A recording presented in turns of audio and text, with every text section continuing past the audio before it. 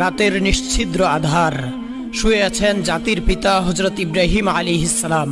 এমন সময় তিনি স্বপ্নে দেখলেন কে যেন তাকে বলছে, হে ইব্রাহিম, তুমি কুরবানি করো। স্বপ্ন দেখে জেগে উঠেন হযরত ইব্রাহিম আলাইহিস সালাম। পরদিন সকালে তিনি 100 উট আল্লাহর পথে কুরবানি করে দিলেন। কিন্তু পরের রাতে আবার তিনি শুয়ে আছেন। আবার ভেসে এলো সেই দৈববাণী, কে যেন তাকে বলছে, হে ইব্রাহিম, তুমি কুরবানি করো। পরদিন সকালে তিনি আবারও 100 উট কুরবানি করলেন। তবুও মনে হলো আল্লাহ রব্বুল আলমিনের দরবারে তার এই কুরবানি কবুল হয়নি। তৃতীয় রাতে আবার শুয়ে আছেন তিনি।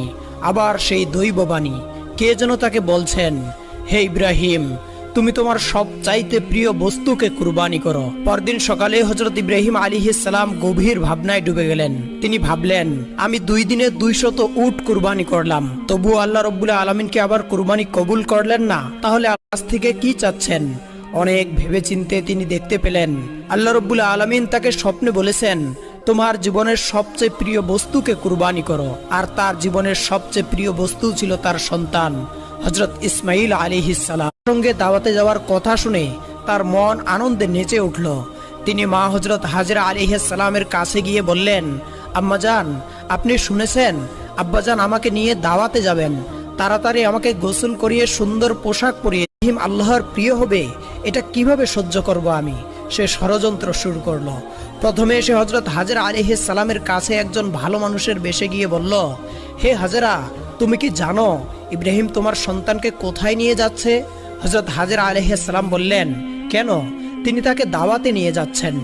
ইবলিস বলল, তোমার স্বামী তোমাকে ধোঁকা দিয়েছে, সেই ইসমাইলকে মিনার পাহাড়ে জবাই করার জন্য নিয়ে যাচ্ছে।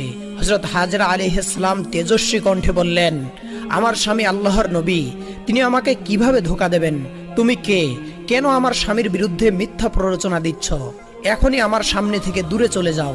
ইবলিস আবার প্ররোচনা দিয়ে বলল, যখন দেখবে ইব্রাহিম তোমার সন্তানকে জবেহ করেছে তখন বুঝবে। হযরত হাজরা আলাইহিস সালাম বললেন, যদি আল্লাহ আমার ইসমাইলকে তার পথে কুরবানি করার জন্য কবুল করেন, তবে এর চেয়ে সৌভাগ্যের বিষয় আমার জন্য আর কি হতে পারে? আল্লাহ রাব্বুল আলামিন যদি আমাকে হাজার হাজার সন্তান দেন,